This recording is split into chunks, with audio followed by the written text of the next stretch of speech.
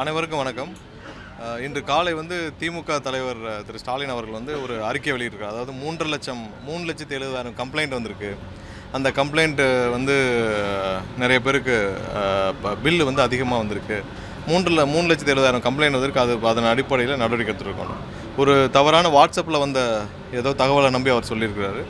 So இது நிறைய பேர் ஒரு சில சமூக வலைதளங்களில் பில்லு ஹைக்கு நிறைய பேருக்கு அதிகமாக வந்திருக்குன்னு நிறைய இடத்துல வந்தது. அதன் அடிப்படையில் ரொட்டீன் செக்கப் தான் இப்போ நடந்துகிட்ருக்கு. இந்த வருஷமும் கடந்த வருஷம் இதே டைமில் எவ்வளோ தூரம் 2 மடங்கு 3 மடங்காக பில்கள் எவ்வளோ பேருக்கு வந்திருக்கு. ஏன்னா சம்மர் சீசனில் எல்லோரும் ஏசி யூஸ் பண்ணுவாங்க, அந்த மாதிரி இருக்கும். 2 மடங்கு 3 மடங்கு எவ்வளோ பில்லு வந்திருக்குன்னு சொல்லி ஒரு அசஸ்மெண்ட் பண்ணதில் கடந்த வருஷம் 11,50,000 பேருக்கு 3 மடங்குக்கு மேலே பில்லு வந்திருக்கு கடந்த வருடம். இந்த வருடம் 9,60,000 பேர்கிட்ட தான் அந்த மாதிரியான ஹைப் வந்திருக்கு. ஸோ ரேஷியோ பார்க்குற போன வருஷத்தை விட இந்த வருஷம் கம்மியாக தான், 2 லட்சம் பேருக்கு கம்மியாக தான் 2-3 மடங்கு மேலே வந்திருக்கு. அதுலேயும் ஒரு சில பேருக்கு ரொட்டீன் செக்கப், ஏன்னா அது அசஸ்மெண்ட் சரியாக இருக்கா என்னன்னு சொல்லுங்க, ரொட்டீன் செக்கப் தான் பண்ணிகிட்ருக்கு. இவ்வளோ கம்ப்ளைண்ட்லாம் எங்கேயும் வரல, ரொட்டீன் செக்கப் வந்துட்டுருக்கு. யாரெல்லாம் அதை ரைஸ் பண்ணியிருக்காங்களோ அதெல்லாம் பண்ணிகிட்ருக்கோம். அசஸ்மெண்ட்டு எல்லாம் ஏடி லெவலில் ஏஇ லெவலில் ஒரு ரொட்டீன் செக்கப் தான் பண்ணிகிட்ருக்கு. மக்களை குழப்புற விதமாக அந்த அறிக்கையை இன்றைக்கி காலையில் விட்டுருக்காரு. அதாவது அது வரைக்கும் யாரும் பணம் கட்டுறதுக்குலேருந்து விலக்கு வேணும் அப்படிலாம் கேட்டிருக்காரு. அந்த மாதிரி எந்த கம்ப்ளைண்ட் 3,70,000 கம்ப்ளைண்ட்லாம் வரல. இது இங்கே இருக்கிற இபிலேருந்து செய்யப்படுற ரொட்டீன் ஒரு செக்கப் தான். அந்த செக்கப்பில் நேற்று இருந்து அவங்க செக்கப் பண்ணிகிட்ருக்காங்க, ஃபுல்லாக செக்கப் பண்ணிகிட்ருக்காங்க. எவ்வளோ தூரம் என்ன இருக்குது அப்படின்னு ரொட்டீனாக தான் நடந்துகிட்ருக்கு. எங்கெங்கெல்லாம் இது இருக்கோ அதெல்லாம் வேலிடேட் பண்ணுறது ரொட்டீன் செக்கப் தான். ஸோ மக்களை தேவையில்லாமல் திரு ஸ்டாலின் அவர்கள் யாரோ வாட்ஸ்அப்பில் கொடுக்குறத வச்சு தேவையில்லாமல் குழப்ப வேணான்றது தான் சொல்லி.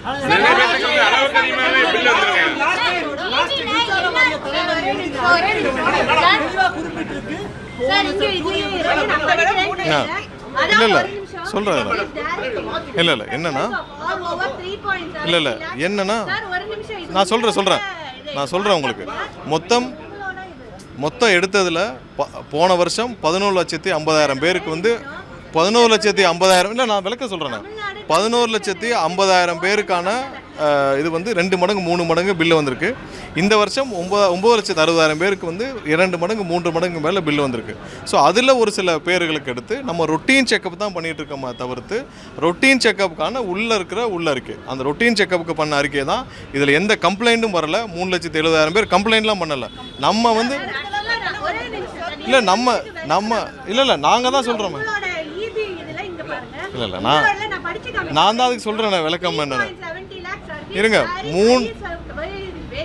3.7 lakhs மட்டும் இல்லை, நான் சொல்கிறேன் கேளுங்க. 3.7 lakhs 70 lakhs மட்டும் இல்லை, 9 lakhs இருங்க, அதான் சொல்கிறேன். 9 லட்சத்து இல்லை 9 லட்சத்து சொல்கிறேன் கேளுங்க. 9,50,000 பேருக்கு இது மாதிரியான 3 மடங்கு வந்திருக்கு. அது போன வருஷத்தை விட 2 லட்சம் கம்மி. அதில் 3,70,000 பேருக்கு நம்ம இப்போ ரொட்டீன் செக்கப் நம்ம பண்ணிட்டு இருக்கோம். ரொட்டீன் செக்கப் பண்ணிட்டு இல்லை ரொட்டீன் செக்கப் பண்ணிட்டு இருக்கோம். இப்போ இன்னொரு ஒரு வாரத்தில் இந்த ஹைப்பில் எல்லாத்துக்குமே ரொட்டீன் செக்கப்பில் எல்லாருக்கும் திரும்ப அசஸ்மெண்ட் பண்ணி நம்ம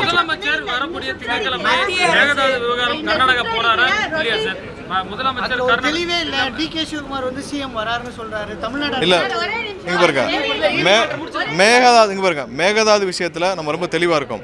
நேற்று கூட அதிமுக தரப்பில் தேவையில்லாமல் ஒரு ஒரு ரிட் ஒன்று ஃபைல் பண்ணியிருக்காங்க. அதுவும் திரு அக்ரி கிருஷ்ணமூர்த்தி அவர் தெரிஞ்சு ஃபைல் பண்ணுறாரா தெரியாமல் ஃபைல் பண்ணுறான்னு தெரியல. ஏன்னா சட்டசபையில் அவங்க எல்லாம் இருந்தப்போ தான் அந்த தீர்மானம் நிறைவேற்றப்பட்டுச்சு. தீர்மானம் நிறைவேற்றப்போ அவங்க எல்லாம் அவங்களுடைய அனைத்து எம்எல்ஏக்களும் அங்கே உட்காந்து அவங்க இருக்கிறப்ப தான் அந்த தீர்மானம் நிறைவேற்றப்பட்டுச்சு. தேவையில்லாமல் மக்களை குழப்பும் விதமாக தமிழக மக்களுக்கு எதிராக ஒரு இதை அவங்க ஃபைல் பண்ணியிருக்காங்க உயர்நீதிமன்றத்தில். இன்டர்ஸ்டேட் இஷ்யூவில் எப்படி இவங்க உயர்நீதிமன்றத்தில் ஃபைல் பண்ண முடியும்னு தெரியல. அதுவும் இதில் சட்டசபையில் நிறைவேற்றப்பட்ட ஒரு தீர்மானத்திற்கு அவங்களும் சேர்ந்து ஒருமனதாக நிறைவேற்றப்பட்ட ஒரு தீர்மானத்திற்கு இப்போ போயிட்டு இவ்வளோ நாள் கழித்து போய் உயர்நீதிமன்றத்தில் வழக்கு தொடுத்திருக்காங்க. அது என்ன இன்ட்ரெஸ்ட்னு தெரியல. தமிழக மக்களுக்கு எதிராக பண்ணணும்னு நினச்சி அதிமுக கலந்து பண்ணுறாங்களா என்னன்னு தெரியல. இந்த விவகாரத்தில் கண்டிப்பாக முதல்வர் அனைத்து தரப்புகள் மக்களையும் ஆலோசிச்சுட்டு வராங்க. கண்டிப்பாக விரைவில் இதற்கான முடிவுகள் என்னென்ன, லீகல் ஸ்டாண்டில் என்ன பண்ண போகிறோம், மற்ற விஷயங்கள் என்ன பண்ணுவோம்னு தெரியும். இது 2 மாநில பிரச்சனைக்கு நம்ம உச்சநீதிமன்றம் மூலமாக தீர்வு. ஏற்கனவே நமக்கு ட்ரிபுனல் நமக்கு இருந்தது. அது பழைய தீர்ப்போடு அது ட்ரிபுனல் கான்ஸ்டியூஷன் இல்லை. திரும்ப ட்ரிபுனல் இருந்தால் ஒரு தீர்வு கிடைக்கும். நமக்கு உச்சநீதிமன்றத்தை அணுக முடியும். ஒன்றிய அரசு தான் இதுக்கு தீர்வு கொடுக்க முடியும். அது இல்லாமல் மற்றபடி நம்ம சுமூகமாக என்ன பண்ணலாம் சொல்லி அனைத்து தரப்பு விஷயத்தையும் முதல்வர் ஆலோசித்து வர்றார். என்ன முடிவில் எடுக்கப்படும் விரைவாக எடுக்கப்படும். இல்லை அது சம்பந்தமாக முதல்வர் வந்து எல்லா இதற்கு முன்னால் என்னென்ன முயற்சிகள் எடுக்கப்பட்டது, என்னென்ன முயற்சிகளில் சுமூகமான உறவுகள் முடிவுகள் எடுக்கப்பட்டது, இது எல்லாத்தையும் ஆராய்ந்து விரைவாக முதல்வர் வந்து இதுக்கான என்ன முடிவுகளும் அறிவிப்பார்.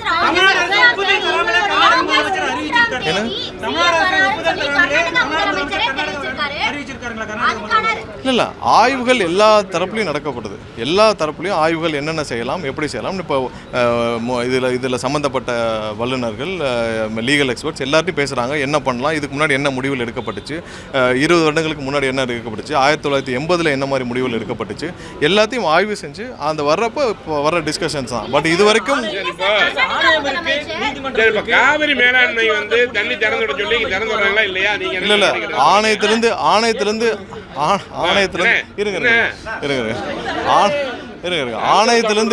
ஆணையத்திலிருந்து கொடுக்கப்படும் விஷயங்கள். இப்போ 3000 ஆணையத்திலிருந்து இவ்வளோ கண்ணாடிகள் நீங்கள் திறக்கணும்னு சொன்னாலே கர்நாடகா ஒத்துக்கொள்ள மாட்டேன்றாங்க. ஸோ அப்போ நம்ம அதுக்கு தகுந்த அடுத்த விஷயத்தை நம்ம பார்க்கணும். நம்ம திரும்ப வந்து உச்சநீதிமன்றத்தை நாட வேண்டும்.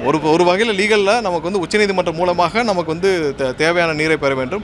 அடுத்து இதை சரியாக முறையாக செய்து கொடுக்க ஒன்றிய அரசு செய்ய வேண்டும். அவங்களுடைய ஒன்றிய அரசுடைய அமைச்சரை வந்து தவறாக தமிழக மக்களுக்கு எதிராக பேசிட்டு வர்றார்.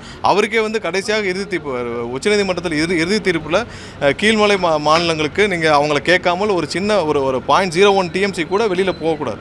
ஸோ அதுவே புரியாமல் வந்து பாஜகவுடைய அமைச்சரே பேசிட்டு வராரு.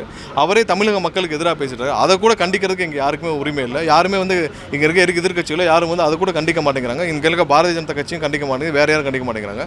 கண்டிப்பாக இது வந்து லீகலாக நம்ம வந்து உச்சநீதிமன்றத்தில் தேவையான அளவுக்கு நம்ம என்ன பண்ணணுமோ நம்ம செய்வோம். சீக்கிரம் முதல்வர் அலுவலகத்தில் காவிரி மேலாண்மை வந்து தண்ணியை சொல்லியிருக்காங்க. அவங்க வந்து கர்நாடக அரசு திறக்கிற மாதிரி தெரியல. நீங்க என்ன சட்ட நடவடிக்கை எடுக்க போறீங்க, அது குறித்து இன்னும் ஒரு சில நாட்கள்ல அதுக்கான அறிவிப்பு வரும். இல்ல ஒவ்வொரு முறையுமே அவங்க அதான் பண்றாங்க. இதுக்கு என்ன தெளிவான இப்ப இல்ல எப்பயுமே இங்க பாருங்க, கர்நாடகா ஒரு அரசியலே வந்து காவேரி விஷயத்தை வச்சு தான் அவங்களுடைய அரசியலை பண்ணிட்டு இருக்காங்க. இப்போ இல்லை எப்போயுமே அப்படிதான். 30-40 வருஷமா 100 வருஷமா அவங்க கர்நாடகாவோட அரசியலே நம்மளுக்கு வந்து தண்ணீர் கொடுக்க மாட்டோம்ன்ற ஸ்டாண்டில் தான் அவங்களுடைய மொத்த அரசியலும் அடங்கியிருக்கு. இது அரசியலாக பார்க்காமல் தமிழக விவசாயிகளும் பார்க்க வேண்டியதான் நம்மளுடைய எண்ணம். அதில் லீகலில் நம்ம சுப்ரீம் கோர்ட் மூலமாக நம்ம தீர்ப்பு வாங்க, இது நம்ம சரியான முறையில் நம்ம முறையிட்டு தேவையான தீர்ப்புகளை பண்ணணும்.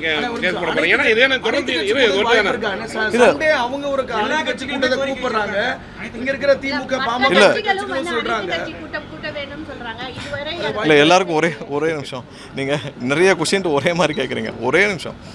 இதில் இன்னும் வந்து ஒரு சில முடிவுகள் எடுக்கப்பட வேண்டியிருக்குது. முதல்வர் தரப்புலேருந்து இன்னும் ஒரு வாரத்துக்குள்ளே தேவையான முடிவுகள் அனௌன்ஸ் பண்ணப்படும். இதில் என்னென்ன ஆப்ஷன் இருக்குன்னு நீங்கள் எல்லாம் புரிஞ்சுக்கணும். ஒன்று நம்ம சுப்ரீம் கோர்ட் மூலியமாக, அடுத்து நம்ம வந்து ட்ரிபுனலில் நம்ம கொண்டு வரது மூலியமாக ஒரு அடுத்த ஆப்ஷன், இன்னொன்று இன்டர்ஸ்டேட்டில் நம்ம எப்படி பேசி வாங்குறோம். இது 3 ஆப்ஷன். அடுத்ததாக என்ன செய்யணும், அடுத்து அது இல்லாமல் ஒன்றிய அரசுக்கு அழுத்தம் கொடுக்குறது. இது 4 தான் நமக்கு இருக்கிற ஆப்ஷன். இதில் என்ன செய்யணுமோ கண்டிப்பாக முதல்வர்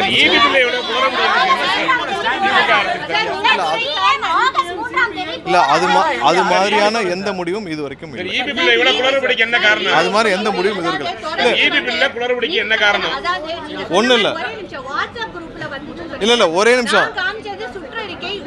நிமிஷம் இபி பில் விஷயமாக ரீஅசஸ்மெண்ட்டு முழுமையாக நடந்துட்டு வருது. ஒவ்வொரு நாளும் இப்போ நம்ம சொன்ன அந்த 3,70,000 வந்து நம்மளாக எடுத்து தான் நம்ம ரீஅசஸ் பண்ணிகிட்டு இருக்கோம். இபியை வந்து மின்சார வாரியமாக நம்மளாவே எடுத்து தான் அந்த அசஸ்மெண்ட் பண்ணிகிட்டு இருக்கோம்.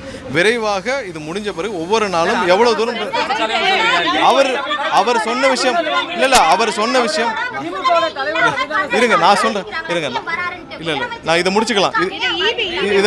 அதாவது என்னென்னா எதிர்கட்சி தலைவர் திரு ஸ்டாலின் அவர்கள் சொன்னது என்னன்னா 3,70,000 கம்ப்ளைண்ட் வந்திருக்காங்க. அவ்வளோ கம்ப்ளைண்ட் வரல, நம்மளாம் தான் அசஸ்மெண்ட் பண்ணிட்டு இருக்கோம். அசஸ்மெண்ட் பண்ணி முடிச்ச பிறகு கண்டிப்பாக அது ஒவ்வொரு நாளும் அதுக்கான எவ்வளோ நம்ம பண்ணியிருக்கோம், எவ்வளோ எரர் இருக்குன்னு நம்ம வந்து வெளியிட போகிறோம்.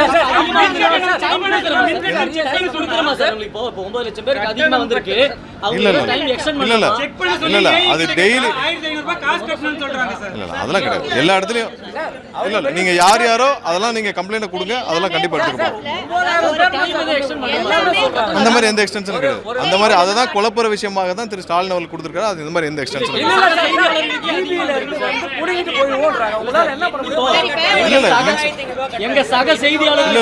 அதிகமா வந்திருக்கு. நாளை 2000 கேட்ட நேரத்துல 4000.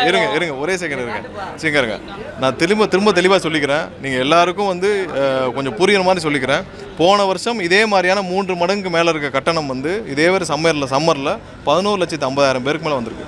இந்த வருடம் வந்து 9,60,000 பேர்கிட்ட வந்திருக்கு. இதை நம்மளா வந்து இன்றைக்கி 3,70,000 பேருக்கு ரீஅசஸ்மெண்ட் கம்ப்ளீட்டாக பண்ணிகிட்டு இருக்கோம். நேற்று இருந்து ஆரம்பிச்சிருக்காங்க, ஒவ்வொரு இடத்துல பண்ணிட்டு இருக்காங்க. எங்கெங்கெல்லாம் வேரியேஷன்ஸ் இருக்கோ ரீஅசஸ்மெண்ட் நேராக போய் ஏடி லெவலில் ஏஇ லெவலில் கொஞ்சம் நான் சொன்னால் முடிச்சுக்கிட்டேன்.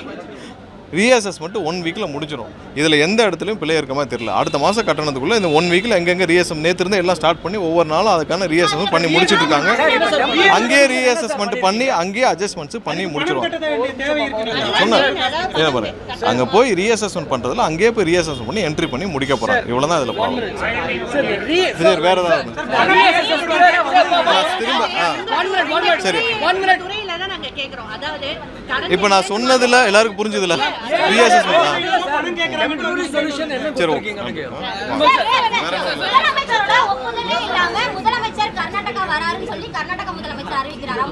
இல்ல முதலமைச்சருடைய டிராவல் சம்பந்தமா ஏதாவது ஒரு திட்டமிட்ட ஏதாவது டிராவல் இருந்துச்சுன்னா கண்டிப்பா முதல்வரத்துல இருந்து அது சம்பந்தமாக கண்டிப்பா அறிவிப்பாங்க.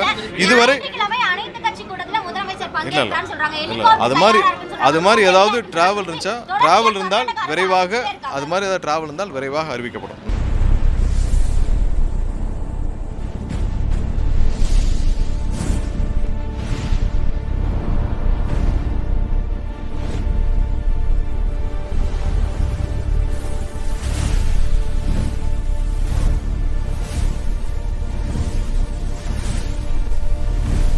From politics to spirituality, from cinema to crime, one network connects the Tamil world. This is U Tamil.